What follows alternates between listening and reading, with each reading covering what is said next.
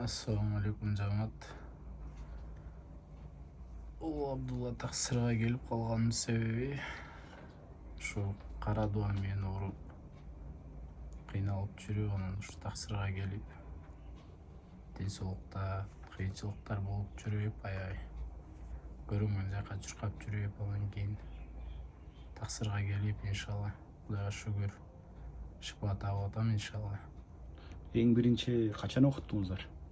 2024 август айында окуткам. Ошондо менде башталган бул оору.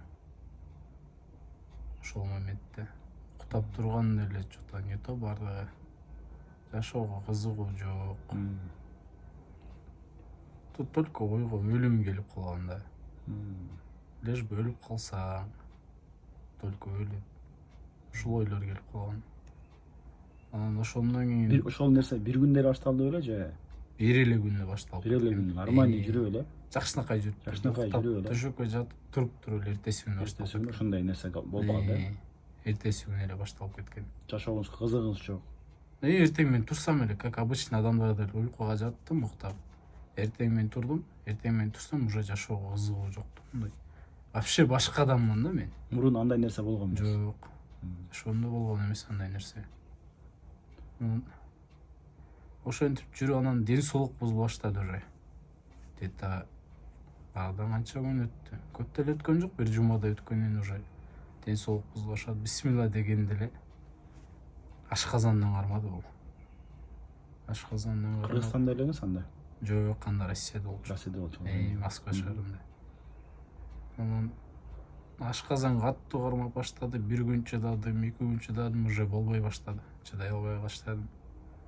Бардым, больницага бардым, клиникаларга бардым, ашказан текшерет, шланг жуткурат, ашказан таза, бирок кыйнай берет да. Ооруп кыйнай берет. Анан ошентип жүрүп, ал жактан эмне барбалекиттин баарын иштедим, дарылар, антибиотиктер, такыр жардам бере алган жок. Анан ошондо Москвада отуруп, интернеттен, ютубта отуруп, өзүм изилдеп баштадым. Кимге дем салдырсам болот, онлайн болобу, болбойбу деп.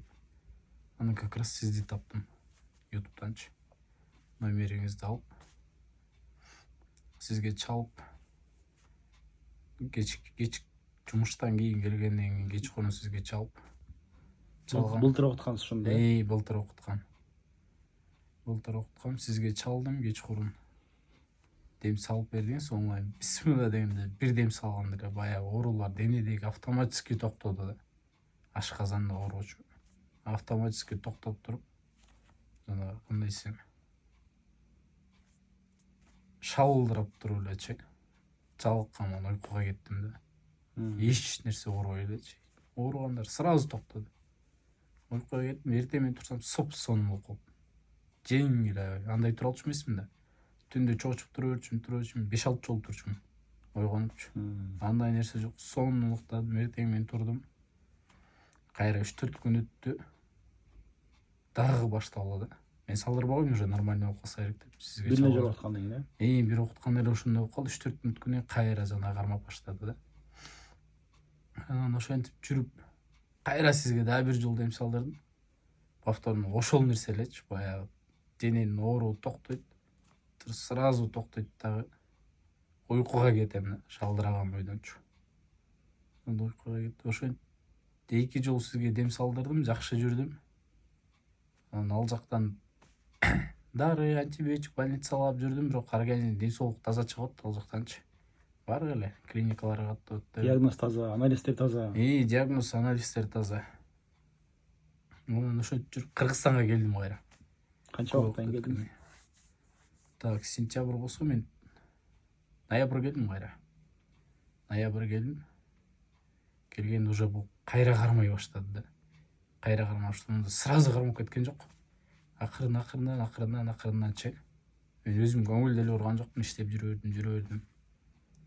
Анан барып уже могу жаздачы. Март, февралдардачы. Жок, марттын 17-си катуу кармады. 2025. 2025 уже катуу кармады, аябай катуу кармады.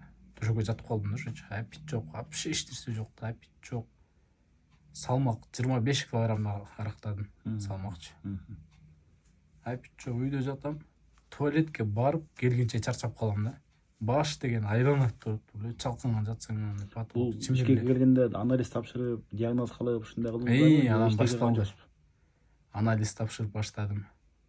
Фучкагачы, больницага. Анализ тапшырып баштадым ошолордун. Биринчи бисмилла дегенде синамид корт тапшырып баштадым, анализчи. Так, ашказан, бөйрөк, боор. Ушуларды тапшырдым. Баары таза чыга берет да. Бүт баары таза чыга берет. Медицинский таптаза. Медицинский табсаза чыга берет. Алар таба албайт, бирок мен кыйналып берем да, ооруй берет. Любой жер ооруй берет. Туш келген жерчи. Бир тур бөйрөк, бир тур боор, каалаган жер. Ошентип ал жактан диагнозторум таза чыкты. Анан кийин экинчисинен кийин кайра келип үйдө жүрүп бир аз жүргөндөн кийин кайра ошол нерсе кайталанып, кайра төшөккө жатып калдым. Ошол эле ситуациячы. Баш айланат, узак база албайм, чарчап калат, оор нерсе көтөрө албайм, баш. Жөн эле төшөктө жатсаң да баш чимирилип да, айлана берет. Анан Фучкага келдим, больницага. Ол жерден анализ тапшырып баштадым. Анализдердин баары таза чыгат. Бөйрөк, ашказан, желчный пузырь, бүт моча, анализ, кровь бардыгын тапшырдым. Бүт баары таза.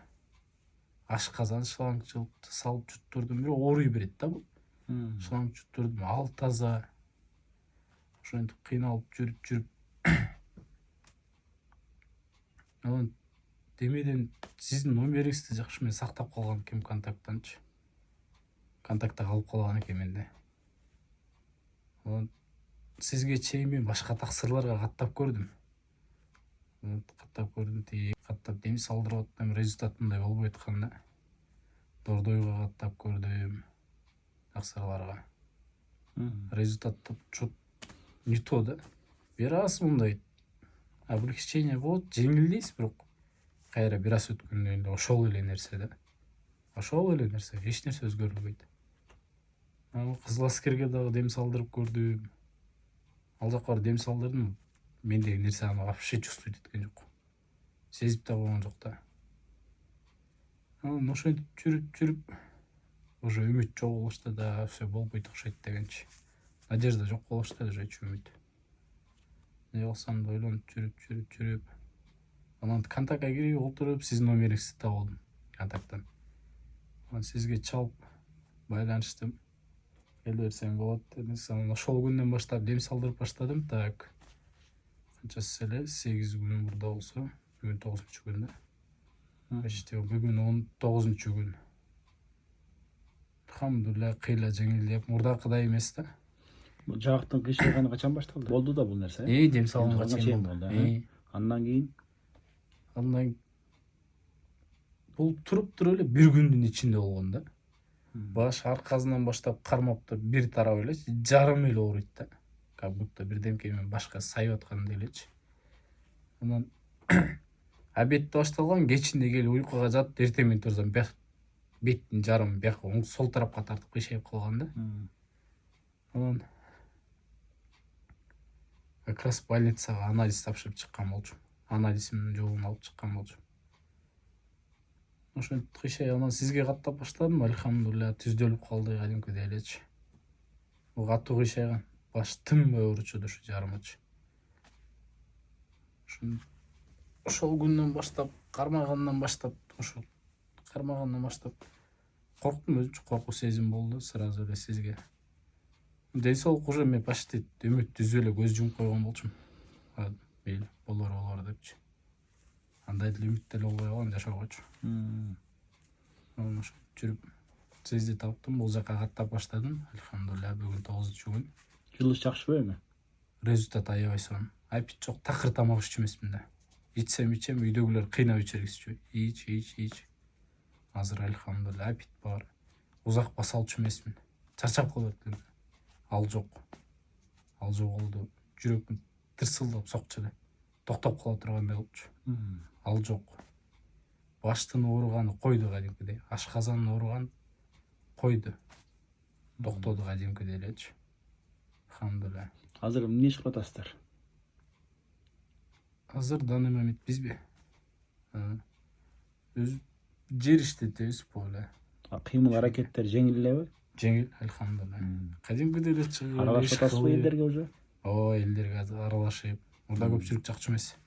Көпчүлүккө түшкөндө эле баш айланып, жактырбайчы адамдар автобуска отурганда эле базарга түшкөндөчү ашказан ооруп, башка болуп, түшүнүксүз нерселер көп болуп барчу эне. Азыр көпчүлүк менен кадимкидей мамиле кылып. Аллах шифа берсин сизге. Эми айта кетчү нерсе мындай да туугандар. Эгер алыста жүрсөңүздөр, Россиядабы, Америкадабы, Европада жүрсөңүздөр, ушундай ушул жигиттикиндей оору болуп калган болсо, ооруп аткан болсоңуздар, онлайн байланышыңыздар, онлайн дем салып көрөбүз, ошондо гана билинет. Эгер медицинский таза чыгып аткан болсо, анализтериңиз таза чыгып аткан болсо, бирок ооруп аткан болсоңуздар, кайрылыңыздар, иншалла биз жардам беребиз. Дем салып көрөбүз, ошого жараша анан өзү билинет. Эмне экени өзүңүзгө сезилет.